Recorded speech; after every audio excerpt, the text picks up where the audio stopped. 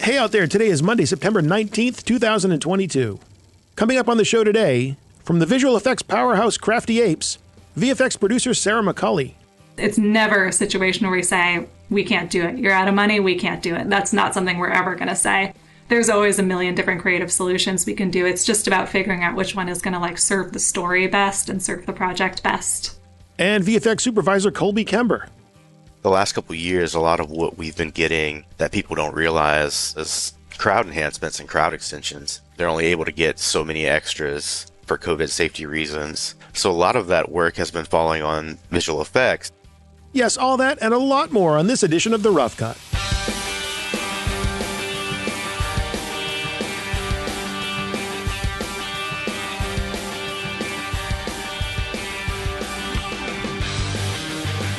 All right, hello once again, my friends.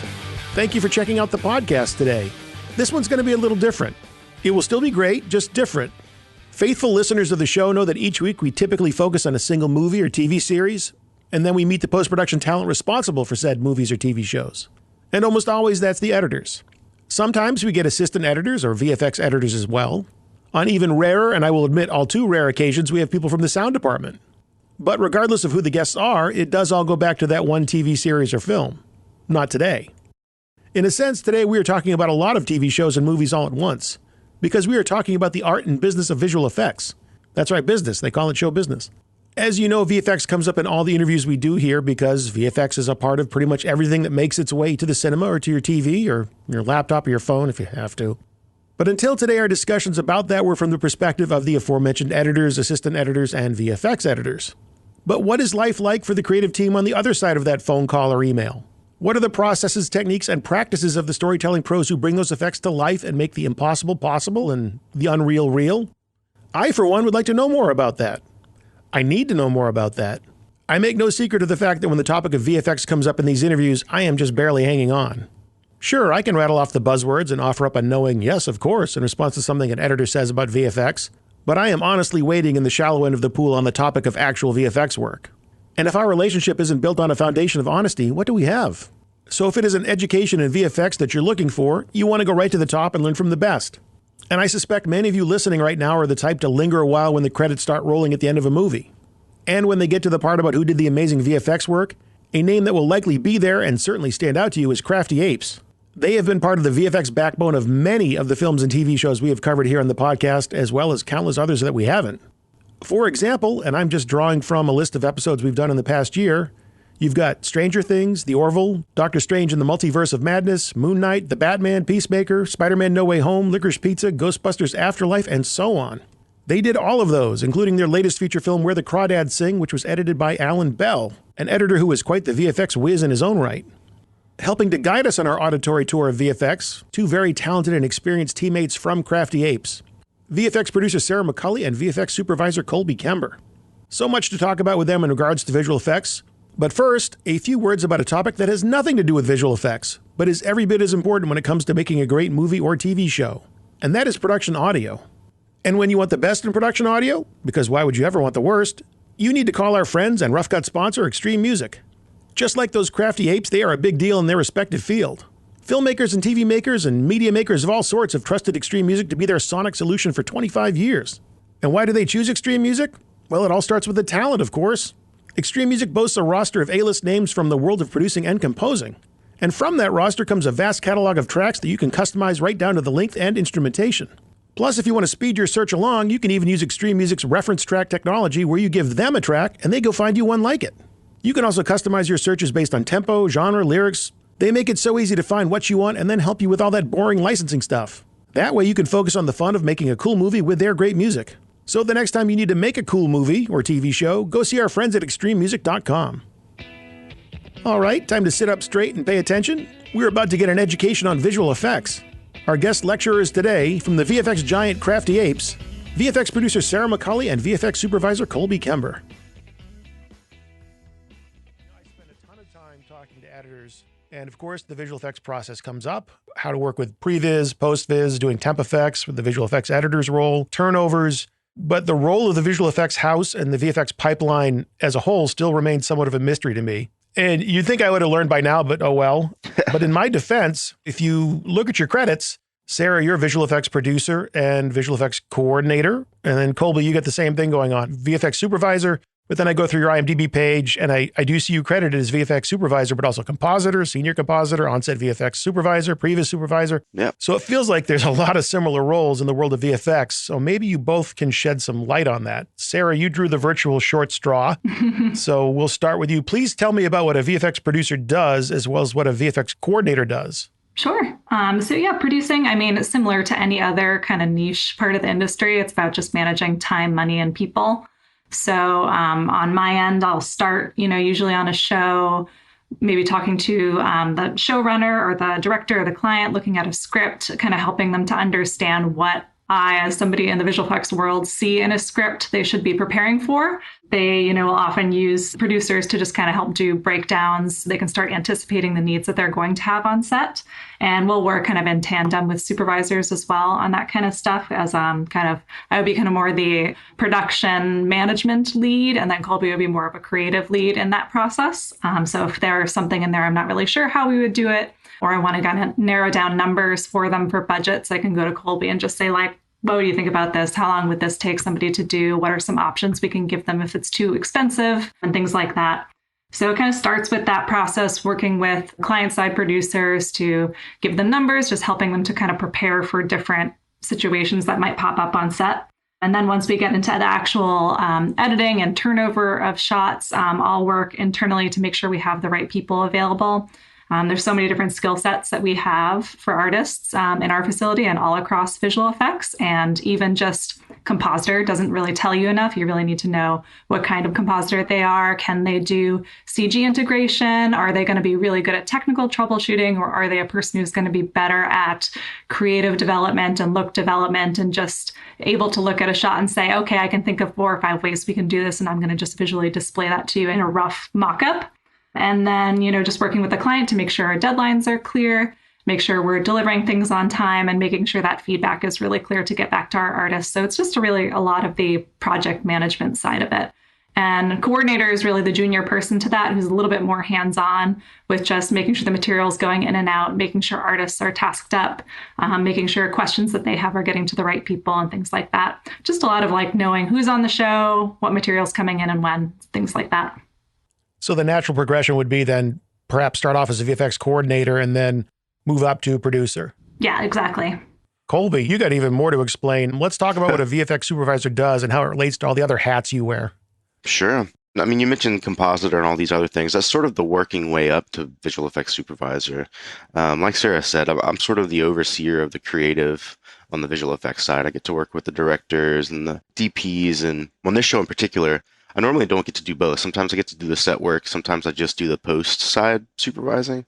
On this show in particular, I got to do both. I was on set with them every day. Now, when you say on this show, you're talking about where the CRAWDADS Where the CRAWDADS Sing. Yeah, exactly. Okay. Sorry. Yeah, on CRAWDADS, I was able to do both. So I was with them every day on set, which was great. Help them collect data, work with the DP and the director to help them decide on what's the most efficient and effective way to shoot some of the VFX shots so that they both save money and they look the best on the post end. And then on the post side, the supervising, I sort of manage the creative side, the look of the effects, and of course the artist, the team, and make sure that they understand the creative direction that the director in the show is looking for.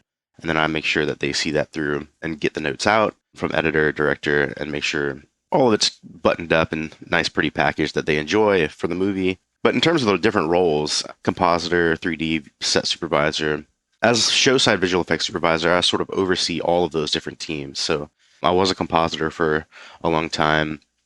I actually got into the visual effects industry doing 3D lighting, so I have a bit of a 3D experience.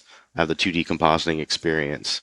And the set supervising is, I guess, a bit more of the political experience of managing a show and managing the creative. And so all of that sort of buttoned up is typically, as a show-side visual effects supervisor, I'll hire all these different people, all these different respects of artists to build out the team to achieve the shots that we're going for.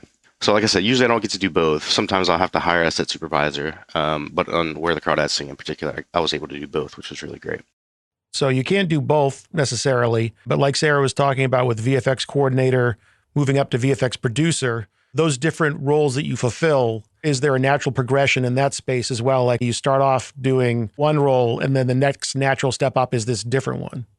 Yeah, I think there's a natural progression from artist role to supervisor role in the creative side. So just to give you a bit of an example, I started off as a rotoscope artist. My very first gig was doing night shift rotoscoping on Captain America, actually. And it was brutal. And basically rotoscoping is just tracing characters, outline shapes to create mats that the compositors can then use to control different aspects of the shot. So that was sort of a very like junior level compositing intro job. And then from there, I worked my way up to different levels of compositor. It goes from like junior to mid to senior. Then there's team lead. So there's like lead compositors and lead 3D artists.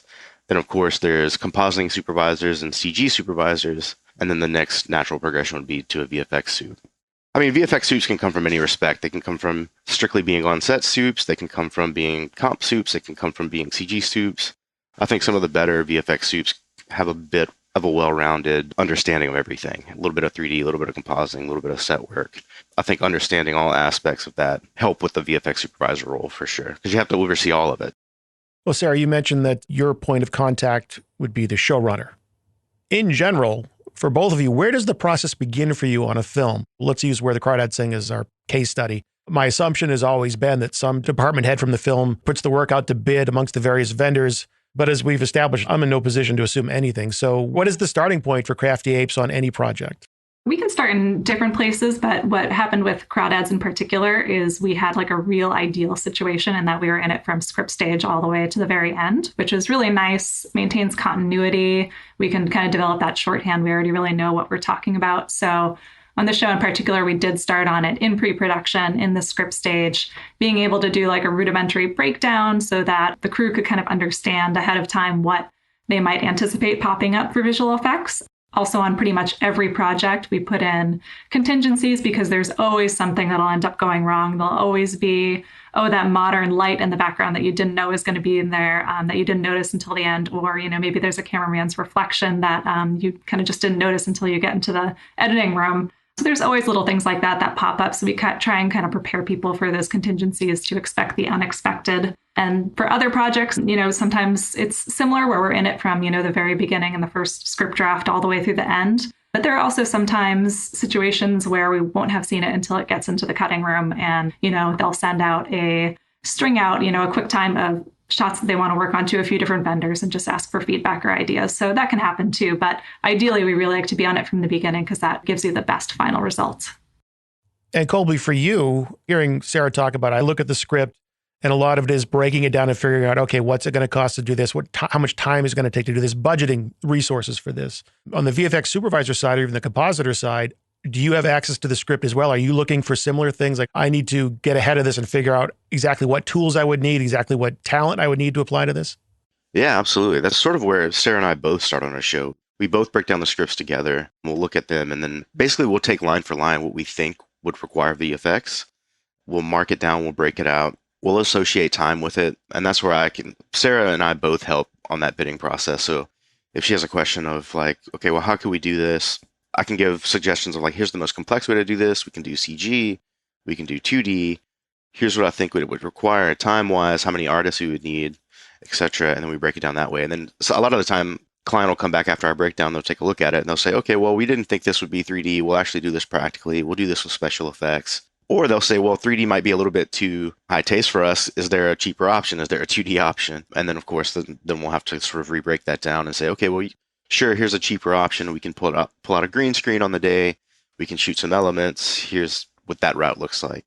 So that's sort of the tango between Sarah and I on the initial script breakdown is we'll both read them. We'll both break them down. We'll both take a look at what we think should be visual effects. And then, of course, the client will give us feedback and say, no, yes. And we'll go from there.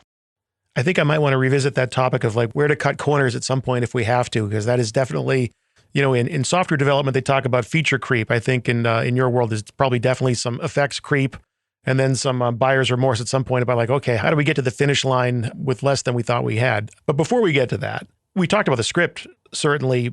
What about elements like storyboards and animatics? Are those things that you leverage as well? Or is that really just sort of the domain of the editor? That can go both ways, actually. If it's a heavy visual effects sequence, a lot of the time we have our own concept artists that we'll put together to develop that stuff. It depends on if the look requires that much development or concepting. But a lot of the time, production will do it for their benefit, for the sake of where to place cameras, certain lenses, certain looks. So depending on how heavy of a visual effects element is required for that shot, sometimes we'll do those concepts and we'll do our own boards. I would say most of the time production does their own boards regardless, because again, it helps their whole team as well. It helps lighting, camera, all of those different departments to help frame their shots as well. So, relating back to how this affects editorial, a lot of times we'll talk about with editors different disciplines in filmmaking that can help you be better at your own job. Working in visual effects, is it valuable or is it helpful to know a lot about cinematography or know a lot about the editing process? Totally. And where the CRAWDADS SING in particular, Alan Bell was the editor on this project, and he has significant visual effects experience in the past. And he was extremely helpful and beneficial to us, particularly because, again, editorial, like you mentioned, they do their own temps, they do their own reference cuts. And Alan's temps were always great. There was no guessing. We knew exactly what was going on. Most of the time, we didn't even know what was going on because I couldn't pick his effects apart and was like, we should just final this shot. It looks great. But I would say the editorial process for sure. And then, of course, the cinematography aspect of it as well, because a lot of what we do is matching practical lenses to like 3D lenses. So a lot of the time, we'll need to know a lot of that camera data translates from set directly into what we do in post. So part of the job of being on set is getting that information, getting that lens information and camera data, so that if there's a CG shot or an animal or a creature that we need to put in the shot, we can make sure our 3D cameras match one-to-one with the practical camera. So much like myself, I know there are a lot of people listening to this that don't know much about the visual effects process. And I think you hear terms like previs, post-vis, turnovers, stunt-vis, which I don't think you really deal with, but maybe you do. That could be something I learned today. But if we could go through the major phases of the visual effects process as it relates to post-production. Yeah, sure.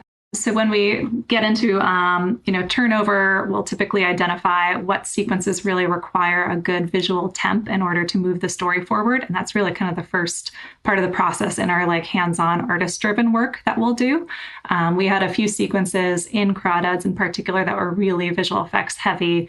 One of them, or one sort of item that was really VFX heavy, was the fire tower, which is a really big major story point in the film. The fire tower itself kind of existed in two parts. They had the base of the fire tower, which they used for any ground level shots. And then they had the top of the fire tower, which was just in a parking lot surrounded by green screen that they used for the top level shots. And the plate surrounding it, the marsh, was something that we created in visual effects based off some elements that we were able to shoot.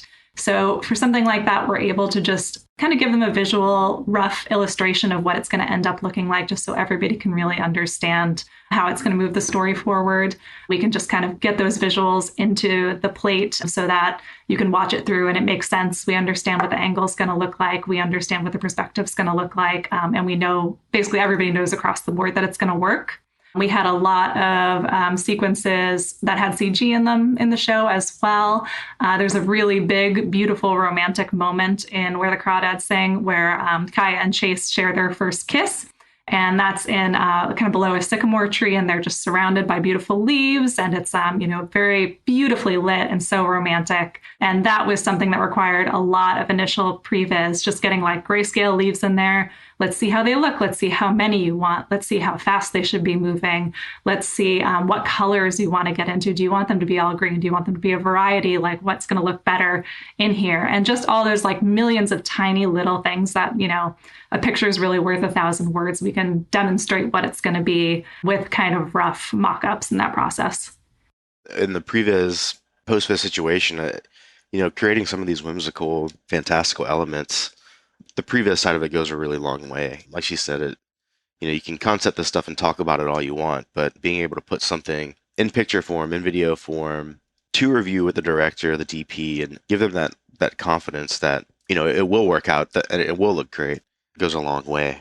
On the leaf sequence in particular, it was a tricky one because that was one where we really didn't want it to look, for lack of a better word, too much like a Pocahontas scene. We wanted to ground it in some level of realism without it being too silly or too whimsical. And I think we ended up doing a really good job there. There was a lot of back and forth, obviously, too. I mean, we would send, like Sarah said, grayscale leaves, and we would show motion.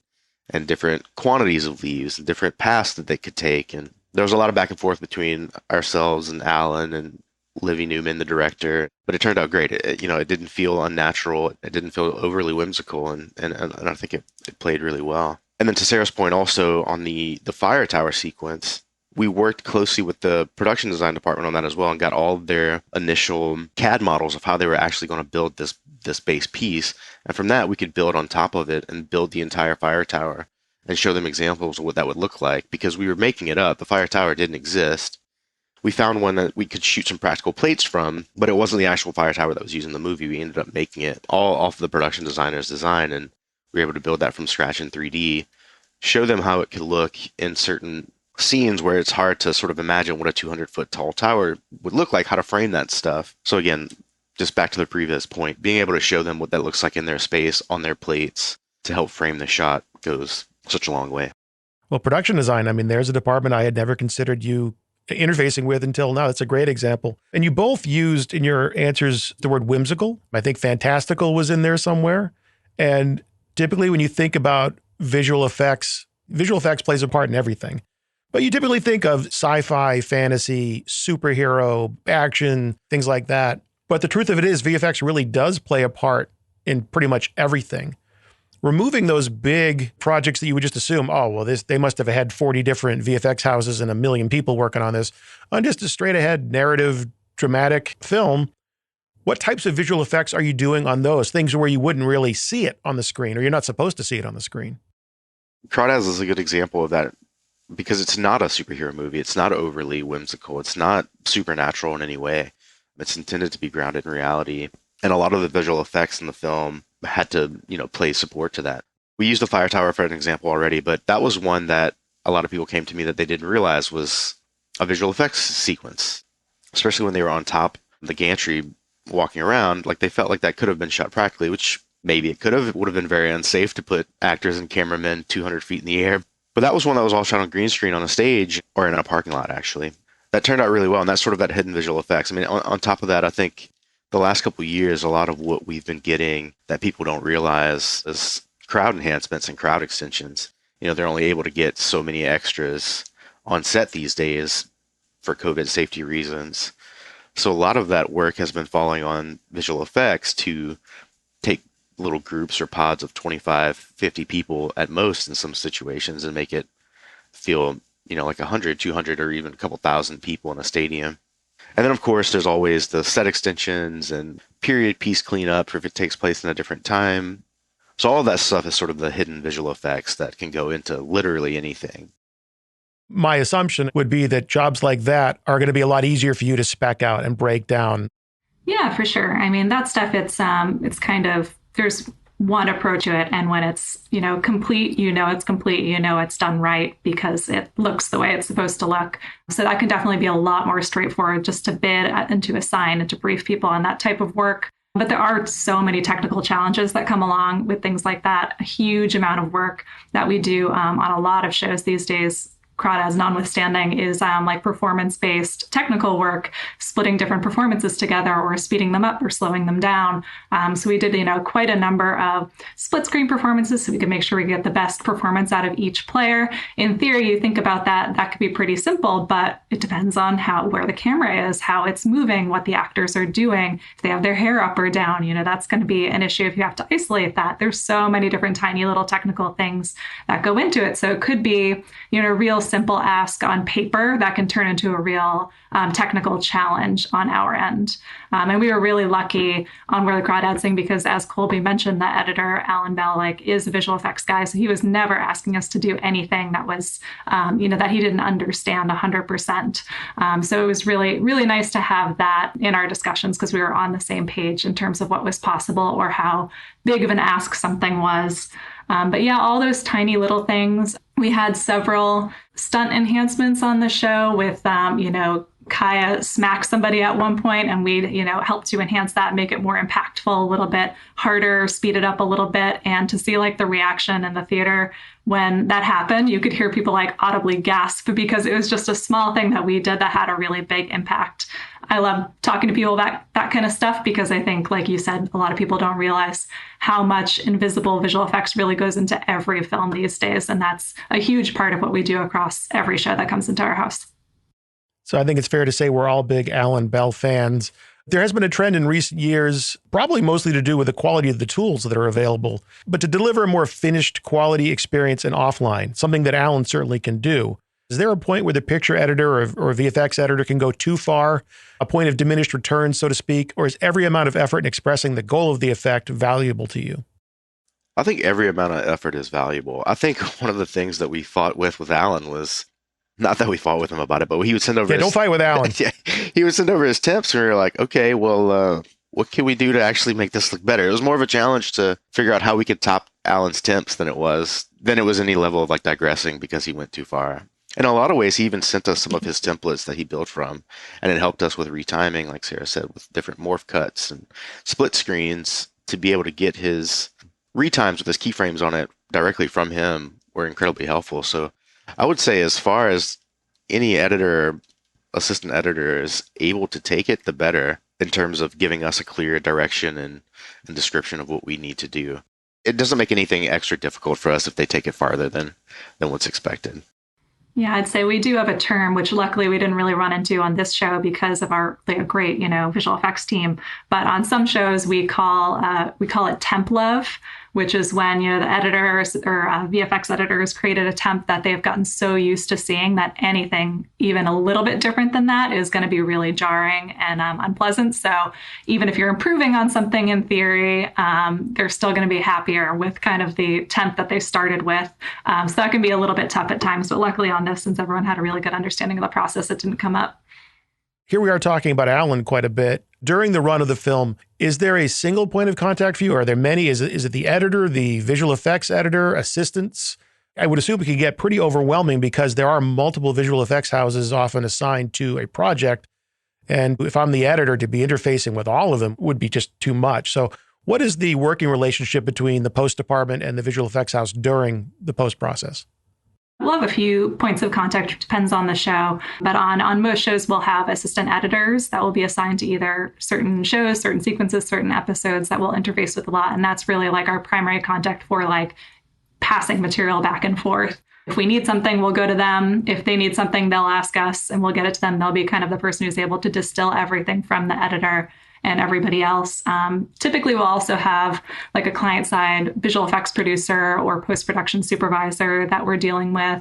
We had a team at Sony that we were working with a lot, just kind of on those higher items like budgeting, like scheduling, like getting sign-off on certain sequences and things like that. And then on Where the CRAWDADS Sing, we worked really heavily, not only directly with Alan, the editor, but also with Livy, the director. She was a big part of our day-to-day interactions, which isn't always the case because, like you said, they have so many people they're working with, so much on their plate that's kind of not really feasible for them to be a direct line of contact. But on this show, I think because KOLBY had been on set and worked with her pretty extensively throughout the production process, that was part of our post connection as well. Editors will often, based on their past projects, especially ones that are successful, they'll be typecast for those types of projects. Is that true for VFX houses as well? Is it possible to be known for a certain kind of work or project that would distinguish you from other vendors? Yeah, absolutely. I think that happens quite a bit in visual effects. There are some houses that are, specifically prefer episodics. There are some houses that specifically prefer working on features. And then there are houses sort of within that have their specialties, absolutely. Like Weta, for example, is sort of known for their creature work. And then we partnered with Mr. X on this show for some of the bird work. They were really good with the creature work as well. So I would say every house, to some degree, has some sort of niche or specialty. I think Crafty's for a long time, the bread and butter here was 2D compositing work, and it was what we were really good at and able to pipe out. And, in the last year, we've expanded quite a bit. Our 3D team has become significantly more robust. One of my favorite things about Crafty is we do a pretty even share of episodics and features. It's not too much of one thing, which is great.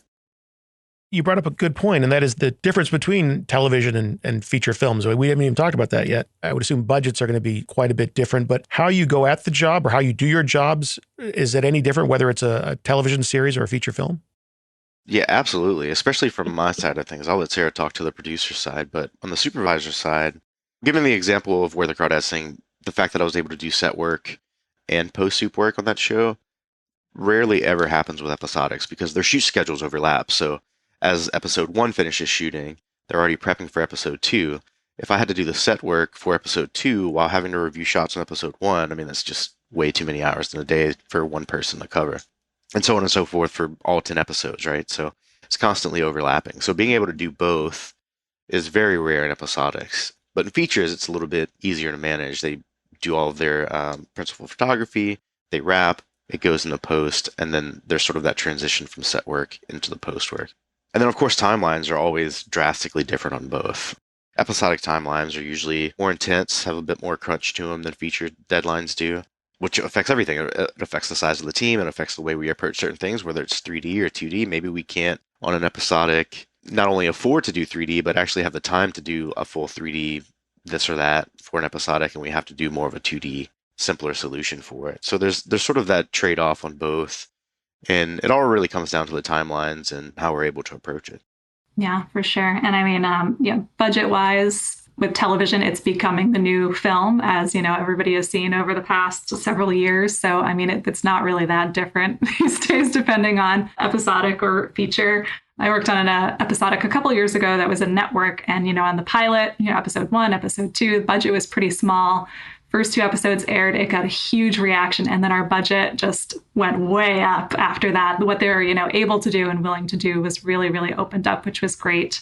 And on that show, as well as another episodic, I had kind of some unique challenges that don't really happen as much in features, is that the plot is developing and changing and happening as you go. So there were a lot of things that kind of trickled down through everyone to VFX, which were, the writers have to go in a different direction with this thing, but that actually affects an episode from, 4 episodes prior to this one that they're currently writing. So we're going to need to do some additional fixes in VFX to make sure that the plot is going to be consistent throughout and that it's going to move forward. So that can happen from time to time. But with a lot of the big streaming services, it's just kind of like you're working on a 10-hour movie these days.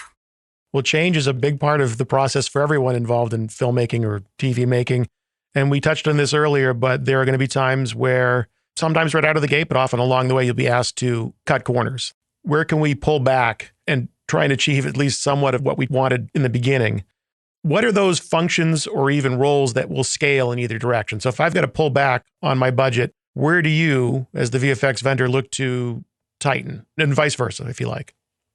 I mean, it can be kind of a collaboration, and it can often be a little bit of a political situation because it's, change has to happen somewhere, but where is it going to happen? If it's already in post, is it something that they want to go back to editorial and try and cut around something to see if they can kind of reduce a scene that was a sort of a bigger ticket VFX item? Is this a situation where we have to have more of a creative discussion with the showrunner and figure out what really they're trying to get across in the scene so we can make kind of alternate suggestions of how we might be able to do that?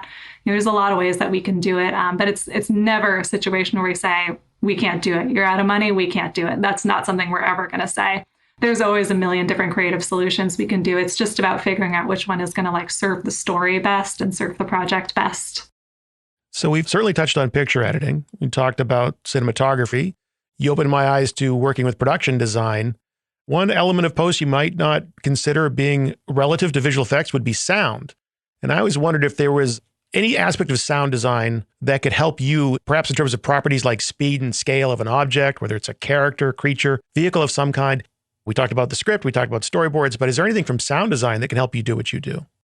I would say in some cases, yes. Sound design is a little bit more rare because a lot of what we do, we actually work with no sound at all. We rarely get audio clips unless it's in a reference reel coming from an editor. One example that I can think of that it is playing a benefit to is the show that we're working on currently. We're doing a lot of these sort of interior Fight Club-esque, like driving cameras, CG cameras through these CG worlds that are unlocking and showing pieces unfolding as it's moving through. And it's actually cued by a piano that this woman is playing in the shot prior. So she's playing a piano, and it's actually every key that she hits is actioning a different unlocking piece inside of this mechanism that we're building. So in that instance, it's really great because we're inside of this lock and we can say, okay, well, we know that this is sort of the timing that she's playing. We can actually create our CG pieces to move and unlock to this timing cue. But I would say it's rare that we work with audio and visual effects. Yeah, typically that's part of our goal in the temp process with heavier VFX sequences is we'll try and get something that hits the beats they want it to hit, and then they will give that temp to sound so that they can start working off of the timing. So we're all kind of on the same page as to what's going to happen when. But it's really unusual that we'll be working off of sound. Typically, if there's something that has a sound cue that we need to hit, they'll give us some kind of visual reference or frame reference for when that needs to happen. Because as Kolby said, we usually are working on image sequences, doesn't have any sound attached to it. Our artists, if you give them a sound cue, that's going to mean nothing to them. So we really need a visual to make that happen. Well, Kolby, you cited an example. The name escapes me, but you talked about partnering with another visual effects house, which of course is going to happen because like I said, you're going to have like 20 different VFX houses on these. In those situations, and again, going back to your point about, well, we all have our specialties. And you said, I think 2D compositing was one of Crafty Apes' hallmark skill sets. But when you're working with other visual effects houses, what is the protocol there? What sort of discussions, communication do you have with those other VFX houses, and how do you share the work, so to speak?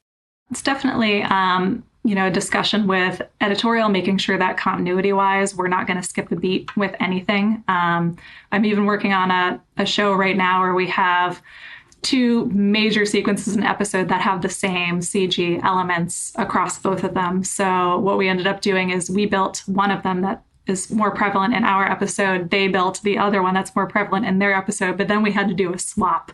So we had to swap our elements back and forth. And that can be a whole challenge, just making sure that those assets are going to even work in our pipeline. Are they using the same software that we're using? Do they have the same level of detail that we're going to have in our shots? In this particular situation, they had a wide shot where we were not seeing the CG structure up close. But in our episode, we're seeing it pretty up close. So even though we're getting a fully built asset from them, we're going to have to retexture the entire thing and make sure that it's going to hold up at that closer shot level. So it can be just a lot of back and forth. And even like when you have two supervisors, two artists who are doing exactly the same thing, there could be a completely different pipeline, so many different tools they could be using. There could be proprietary tools that company has created that we don't have, or vice versa. And that can create a lot of hiccups, in the back and forth process. So it's just, our goal is to do early and often check-ins and setups and tests and round trip deliveries, just making sure that everything is seamless from the get-go, because the time you do not want to encounter some kind of technical or continuity issue is at that 11th hour when you need to be delivering everything. So there can definitely be challenges in it, but I think typically, a really great editor or VFX producer on the client side will be able to split up that work in a way that's really intelligent and makes sense so that everyone can focus in on it and not have to worry too much about that overlap. For editors, they're always sort of still editing even after the film is done. They'll go see the film in the theater and just think, if I only had more time, or even with the amount of time I had, I wish I had taken a different approach on this shot. We're just going to say CRAWDADS is perfect because Alan Bell cut it. So not using CRAWDADS as an example, but when you go see a film where you just look and go, oh, if I only had another day or another $20,000, I would have done this with that shot. Absolutely. I think that's in literally any creative, artistic expression, anything, right? I mean, we got invited to the premiere for CRAWDADS, which was awesome. So we all went to New York. We got to go to the premiere. And I think I even, as soon as it wrapped, was like, you guys see that one shot, that bird in the background? We could have done that better. Literally as soon as the credits started rolling. So I think in every situation, any sort of form of creative expression, the artwork is never done, right? I mean, there's always something that you could do better or improve on. I would say even in superhero episodics, if we're developing a first season, first episode, by the 12th episode, I feel like those effects are naturally going to evolve and start to look better as you move through it. And it's just sort of the natural evolution of constantly being able to give that creative input. And on features, you don't always have that option. You don't always have the option to continue to develop something. So I would say that's always a thing. How about how the film, in this case, we'll stick to film, is presented? So if it's a 3D movie or IMAX, any of those type of deliverable aspects, how do those affect you? When I talk to editors about those, most of the time I get well, that's something somebody else worries about. I don't generally have to put too much thought into that. Generally, for us, it'll just affect the working resolution, right? So editors can send us proxy plates, but then we have to work on the overall scale of the movie. So if it's something that's delivering to IMAX and the resolution has to be 8K and above, that's going to really bog down our pipeline. But in terms of 3D, there's typically conversion houses that'll do the 3D work on top of the visual effects house. So that's usually an additional post-house or 3D conversion studio that'll work on top of it after the visual effects is done. You know, I've touched on a few things that might be considered trends, but I'd like to know from both of you, again, considering the amount of time you've been in this industry, what are the big changes that have taken place from when you started to today? Just an absolute explosion in the amount of work that is, available across the industry. I mean, and right now is no exception, I think, especially because of like some production shutdowns happening as a result of the pandemic. There's been a huge influx of work that's happening right now. So I think it does, sort of push us into maybe more of a nicheification. It's a situation where everybody is so busy that we're really, able to take on work that really excites us or that, we're really good at or really passionate about. So in that way, that kind of thing is great. I mean, also kind of like you said before, there's just so much invisible visual effects that people can expect or can rely on at this point. So there's just a huge variety of work that's coming in that's more than we've ever seen before. Every film now is going to want a number of performance fixes. Every film is probably going to want a bunch of beauty fixes. And that amounts to literally thousands of shots on, a feature film that nobody's ever really going to notice at the end of the day. So I think just the availability and the amount of visual effects houses we have really just make it more accessible for filmmakers to use. Is there a certain phase of the process or a certain element of the work that each of you do that you find to be the most rewarding? I mean, I love that initial process right in between script and production where we're just hammering out how to do stuff, how it's going to look best. That's really exciting for me because you can talk to the creatives about what they're aiming for in that process, what's important to them in the story to get across. And then we can really start to get into creative solutions that are going to get the best result for them. Yeah, I second that. I think that sort of creative decision-making process is always a lot of fun, especially not looking at more of the technical stuff, but even if you get into the more creative stuff and concepting and designing new superhero looks and all new monsters, all of that stuff is always really rewarding, especially when you nail it and the showrunner, the creative director, the director, whoever that you're pitching to loves it. I mean, there's no cooler reward than that. And then, of course, I mean, for me, the most rewarding thing is always being able to take the team to the viewing, to the screening after the fact and watch it all together. And everybody gets to see their work all in the same room. That's always a lot of fun. I always ask editors this question towards the end of an interview, so I think it's only fair that I ask you as well. Things that they've learned on the project that they just did. So for CRAWDADS, is there anything that either of you will take with you from this project? A new skill, a new understanding of your craft, something where on my next job, I'm going to be a little bit better at this? Definitely a real appreciation for the amount of work and problem solving it takes to make a novel into a film. There were so many changes throughout the whole process that got cut down. So many storylines that really just weren't going to serve a feature film length project that had to be, done away with. And there were even major sequences that we were working on in visual effects that didn't end up getting past the temp stage because there just had to be, executive decision that, look, this is a great scene, but it's just not going to serve the story overall. It's not going to move it forward in the way that we want to move it forward. And that can be disappointing because we put so much work into it by that point, and we're really excited about that kind of thing. But at the end of the day, it was a great decision, and it served the movie very well to go in the direction that they did. So just understanding more about that process and the challenges that everybody in post-production has to face to make sure that it is, a movie that's going to keep people interested from start to finish and not have a lot of unnecessary details that aren't going to, move the story forward for people who haven't read the book. That was a new experience for me that I enjoyed and I'll definitely keep in mind in future projects. This is a tough question. Most people take a little time with this one. Yeah, this is a tough question. Let's see. How could I answer this? You can always say nothing. I was so good coming into this. There's really no room for improvement. That's fair too. No, that's not the case. There's always places to improve, right? There's always places to learn. I don't know. This is a tough one. Well, I'll tell you what. I'll let you ruminate on that and lob another curveball at Sarah. It seems like most often when you talk to creative professionals in film and television, that where they are today is not where they thought they would be as they began their journey. And so for both of you, and again, we'll let Sarah take this one first. Were you always on a track to be what you are today, a visual effects producer, supervisor, compositor, or was there, initially did you think, no, I'm going to be a director, I'm going to be an editor, and then there was some turning point where you made this shift into the industry you're in now? Yeah, definitely. Yeah, in film school, I went into it with a really open mind. I think if you asked me when I was about 14 years old, I'd say I wanted to be a writer-director, which would be awesome. I would still totally do that if I ever had the opportunity. But getting into Emerson, the excellent thing about their program is it's like really, really hands-on. It's basically like a technical school that also has a liberal arts program attached to it.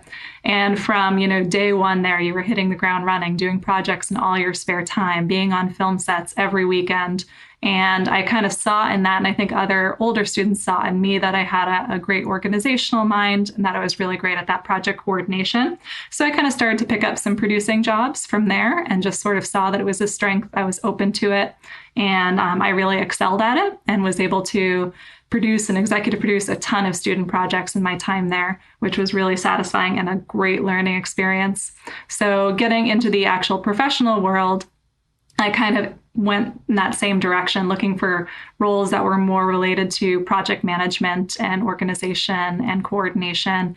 And I was able to find a lot of success there. Still, even with that, I never really considered going into visual effects until I was looking for a job when I was in New York. There was a company that had an opening that was pretty entry level. I ended up getting an interview, and I just really loved the company culture when I interviewed with them. It was all women run, which was kind of unusual at the time. And they emphasized that they really liked to train and promote from within. And that's exactly what I was looking for when I was, 22 years old and right out of college and looking for an opportunity in the industry. And I remember at that job having my boss sit me down in her office and had to teach me what rotoscoping was in theory, because I didn't know a single thing about the industry at all. But I was able to learn, was able to start coordinating projects there. And that's kind of when the industry in New York really started to open up and explode. And there were tons of opportunities available there. And I just kind of kept an open mind and rolled with it, and really ended up loving this part of the industry. You get to have so much input, and it's just really satisfying to see a really tangible thing that you contributed to as a part of a project. I think everybody would love to work for a company like that at some point in their career where they're that focused on fostering talent from within. That's pretty awesome. How about you, Colby? I was kind of all over the place whenever I was first getting out of high school and trying to figure out what I wanted to do. I knew I always wanted to work in film. I was a musician for a while. I was a tattoo artist for about 5 years before I finally made the decision, okay, how can I tie my artistic background? So I was a traditional artist growing up. I loved to paint. I was in art classes when I was a kid. I was like, how can I tie my traditional artist background into this love for filmmaking in that process? Because there was a lot going on in Louisiana at the time, and I was able to see a lot of it firsthand.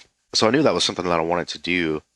So, I was tattooing for a while. I saved up money, and I was like, well, it's time to put myself through art school. And I found this school called Full Sail University in Florida. It sort of had the appeal of all the entertainment industry type things that I was into at the time. They had music, they had film, they had computer animation. And for me, it was like, okay, well, computer animation seems like a pretty cool combination of both artistry, traditional artistry, and filmmaking, and being able to tie those together. So I actually saved up some money and pulled the trigger and went to art school and went to Full Sail for computer animation. And the one great thing about that school, especially on the computer animation side, can't speak for any of the other programs, but they do a really good job showing you all aspects of visual effects, from 3D to compositing to rotoing to lighting to texturing to doing effect simulations to all of the above. That really gives you this sort of well-rounded idea of what the industry is like. And did I know coming right out of it that I wanted to be a supervisor? No, I was just a hungry artist looking for some cool shots to do and some cool projects to work on. So I hit the ground running with it and worked my way up to this point. You look at where you both started, and now here today, you've added another amazing movie to the Crafty Apes roster. More impressively, you actually taught me about visual effects, which is nothing short of miraculous. I'll have to call Alan Bell. He'll be so proud of me. You should.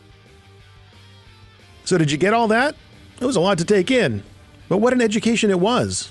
And long overdue, considering how much we discuss VFX with editors here on the podcast. A warm, heartfelt thank you to both Sarah and Colby from Crafty Apes for talking with us today and making us all that much smarter about the world of VFX. If you would like to be smarter about the world of Media Composer, and what good would it do for you to be dumber about Media Composer, you need to get on over to avid.com and see all the latest features and offerings from the legendary nonlinear editor. Always something new and fun going on with Media Composer, and if you would like to see for yourself, just click that little link in the show notes. The little one, not the big one. The big one is for special occasions. Okay, that will do it for another episode of the show. Hope you liked it. Hope you learned something. Hope you'll come back for more. Until you do, this is Matt Fury thanking you for joining me here on this thing we call The Rough Cut.